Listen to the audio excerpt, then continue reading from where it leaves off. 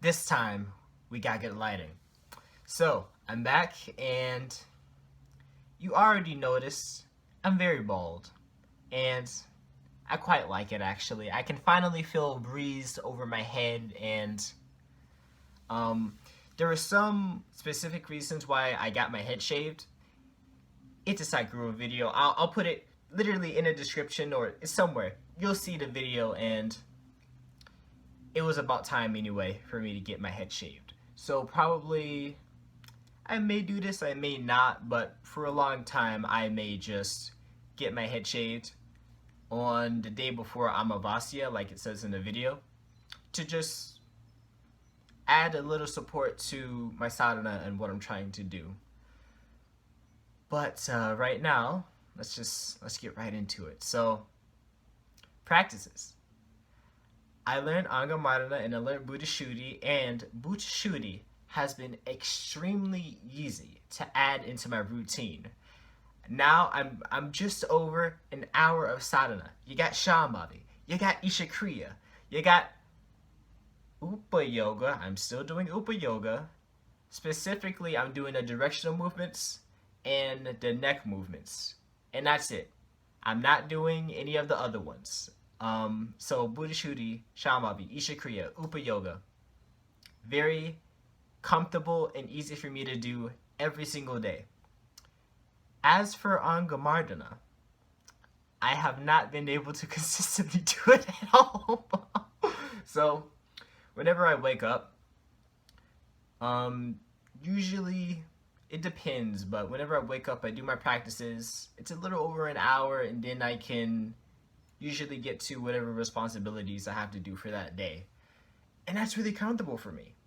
But when I'm so used to doing an hour and a half, and then I suddenly add an extra hour to it with angamardana, it's at least for me, it's pretty difficult to just add that into my sadhana. So there were ups and downs. Like, it just seemed like, okay, this time I'm gonna be consistent with angamardana.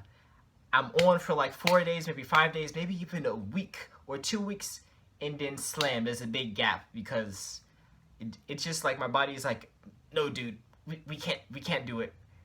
Every time we do angamardana, we're too tired. Stop it. It's too much.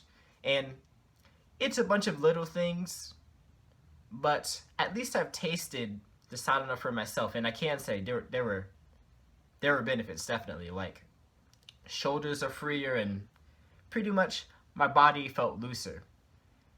And I'm glad I got familiar with it, but at least for now, I won't completely disregard that practice. At least for now, I'll put it on pause until I can more comfortably add it into my routine. And at the very least, it's like a part of my body now. If I ever need to do some sort of exercise or make myself stronger and there's no equipment around, my body remembers exactly how to do angamardana. Like, exactly how to do angamardana. And for the future, I'm going to learn Surya Kriya. And that is not an hour long of sadhana like angamardana, so it'll be easy to add into the routine. And I should be learning that probably soon. I want to say at the end of the month, or most certainly in the middle or at the end of July. And this month is June 2nd. So that's how practices are going. I'm continuing to do Upa Yoga because it makes it easier to do my other practices, and since I'm not doing angamardana, I feel like I should still get in some sort of like physical sadhana. So all that's happening, I can consistently do all of what I'm doing, and I'm gonna add Surya Kriya to it soon. The next thing is kind of small, but I don't know if I showed it yet, but I got a bigger copper vessel. I love this so much. This seems like a better size for me, because when I had the smaller one, I could use it once in the day, and then I would immediately have to refill it because it's such a small amount that once I refill it, it's like I have to wait another a large amount of time, and then since there was so much and I had to immediately refill it, I would just go back to drinking unstructured water, because apparently I learned this from a yoga teacher, but I don't know if that's the actual name. When water is put in here and it's left for overnight, you just call it structured water. And I don't know if I said it in the video, but I like this water because it's just so much easier on my system. It's hard to explain, but the best way I can get it across is it's silky, hydrates you more, and just agrees with your body more. It's just like, definitely I feel more hydrated when I drink this than when I just have direct bottled water. And the next thing was,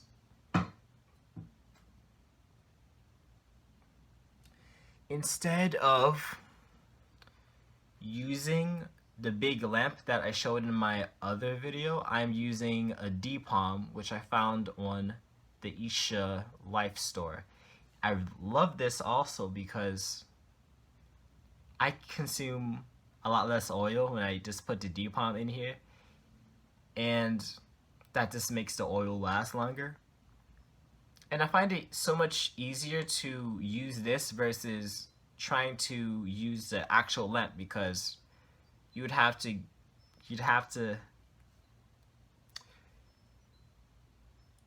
I can't think of the word for some reason, but I'll just call it cotton line. So you use like cotton, you put it in a lamp, you have to like kind of shimmy it in there, fill it up with oil. Keep in mind, I used a gigantic large lamp, so fill it with oil and then you light it. And that takes a little bit of time. Using the D-palm, it's much easier. You just put the cotton line in there, fill it with water, fill it with oil, and light it. Bam, it's done.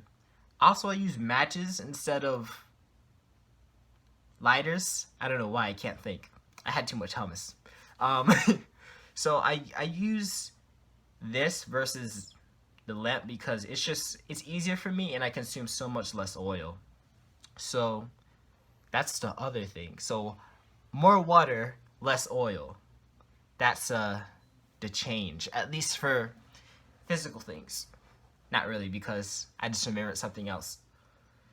I got probably two things that have dramatically transformed my sadhana. It's like, I thought Isha Vibhuti was like the greatest thing since sliced bread with butter, and it's like perfectly toasted, but I found something even greater than Isha Vibhuti. Not greater, something that complements Isha Vibhuti, complements Isha Kriya, complements Shambhavi Mahamudra. I'll show you right now.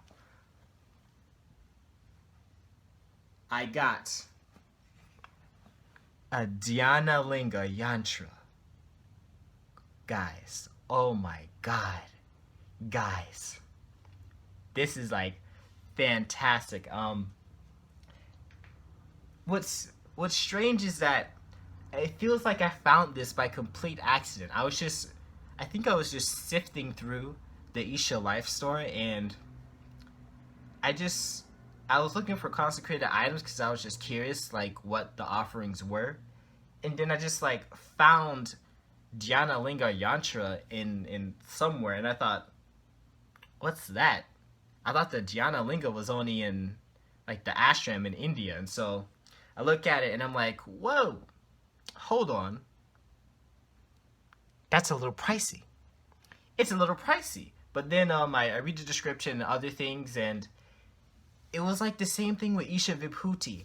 Every single review is like 5-star, like, this thing will transform your sadhana. I'm thinking, oh my god, I've got to try this. So I saved up and I got the Dhyanalinga Yantra. I sat down. Now I'm trying to think. I was so hyper. I sat down and not even an hour had passed, but immediately I sat down and Isha Kriya was like a completely different sadhana. It didn't feel like I was doing the same thing. It's like it literally like warped the practice. Like it was so different. It was like instead of me doing the practice, it felt like the still core was doing the practice. It's like that, and that doesn't make sense either. That doesn't make sense either. But it's the best way I can explain it. But man, I put the thing up and meditated, and like not even 5 minutes passed, and it was doing like great things, and it still does great things. And like, man, what a such a fantastic investment in my sadhana. Like, man, it's insane. So I'm very, very happy I got this. And apparently each day of the week it emits a different quality. Like Monday it emits a certain quality, Tuesday it emits a certain quality, and it's different every day of the week. And I have nothing to say except it's transformed my sadhana. So happy I got that.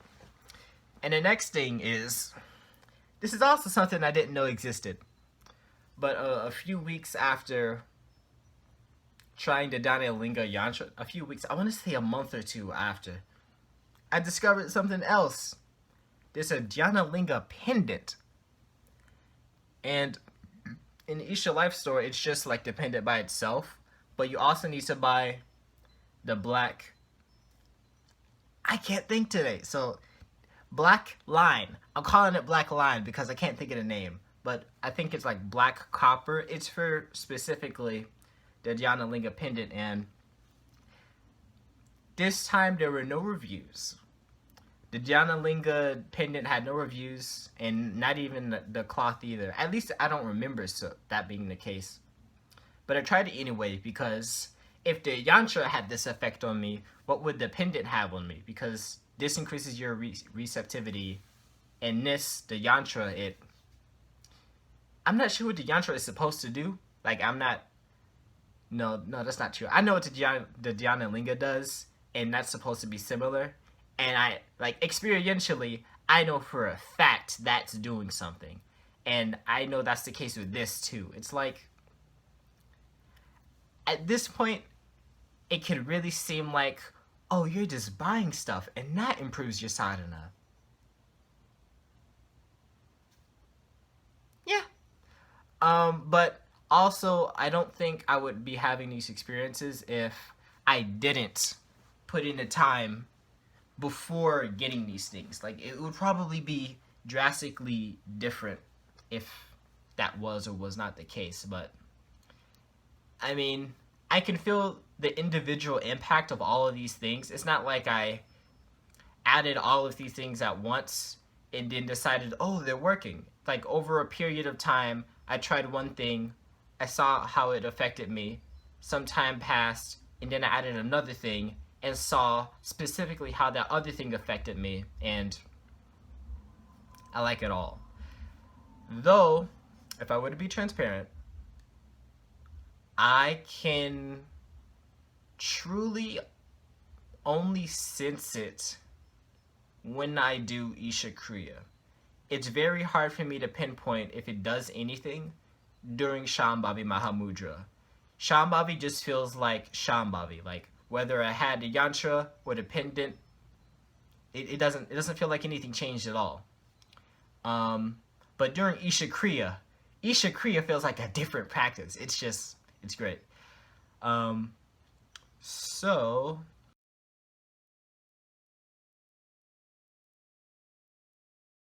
I went over the oil and the water, and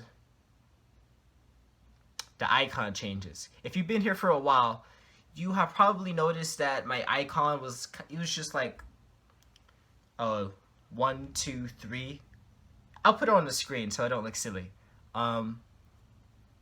It was that way because here's a little backstory. When I was super, super tiny, I don't know how old I was, but there's this game I really, really loved called Lost Magic. And it sounds exactly what what it sounds like. It's like you use magic. You draw certain things on the screen, like on the DS console. Man, I had too much hummus. I can't think. But pretty much, you you use spells, and you just, it's an RPG with RPG elements. So what I remember most about playing that game is the light spell. The light spell was, I remember, like, whenever you use it, it's like one, two, three, and then you could like target someone to use it on, and whenever you use it, it's like it has this angelic sound, and like it's like a circle of light like envelops a person, and it's like, ah. I remember how like how much of an impact it had on me. It's just like, oh, that's so nice. It's like, yeah, draw that, and then the other thing happens, and it's like, ah. So, um, so I remembered that, and I just decided, oh, I'll use this as my profile picture. But it was also, uh, it was a visual reminder of where I was at that time, because that was during the time where I stopped doing the mind illuminated, and I immediately started to do Isha Kriya, and that it seemed like the greatest like meditation that had the most profound impact on me. So it was a visual reminder of how listening to Sadhguru and implementing his practices had such a profound impact on me. But now that I've learned Shambhavi Mahamudra, I'm going to the next light spell, the choo choo choo choo pa. And so pretty much it's just a visual reminder that I did the thing that I always wanted to do. I learned Shambhavi Mahamudra, and the next one, because there are three light spells. There's the 1 2 3. There's the and then there's the star. There's the so that last one, I'm going to, this is all arbitrary, really. It's just for me personally, but I'm gonna change my profile picture to that very last one after I do all of the practices. After I learn Shunya, Yogasanas, and I can consistently do all the practices, I'm gonna change my profile picture to that, and it'll be like a visual reminder that I did it all. I did all the sadhana, and I don't know what the future it has for me, but probably it's something very great. And yeah, what's next now?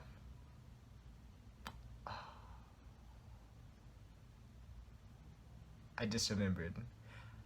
Yeah, I saved this for last. Something very wonderful, something very, very magnificent happened in my life recently, and I attribute more than 80% of it happening in my life to Sadhguru and his practices and his teachings. More than 80%, very easily. And the other percent is like past habits and things that I did in the past to try and improve myself. But definitely, it just seemed like as soon as I seriously started soaking in his wisdom and his practices, my life just started, like, it was on fast forward. Like, boom, Isha Kriya, boom, this thing happens, that thing happens, this realization happens, that realization happens, you make progress here, you make progress there, boom, Shambhavi happens, and then pew, 3 months after Shambhavi, this great thing happens. And this video will get a little lengthy if I talk about it now, but I will talk about it in due time. Most likely very, very, very soon I'll talk about it. But Sadhguru is changing my life. So I think that's it for now.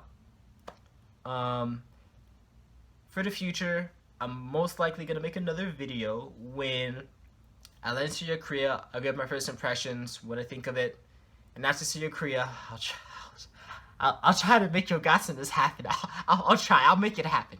I'll make it happen. And after Yogasanas, Shunya, and maybe somewhere in between I'll do BSP.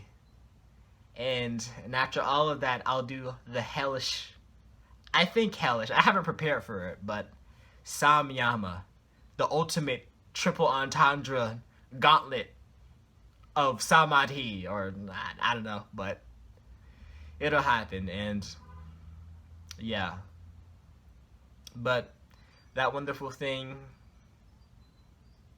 it'll probably be my next upload. It was a real learning lesson. But thank you for watching, and I hope you found what you're looking for. Bye.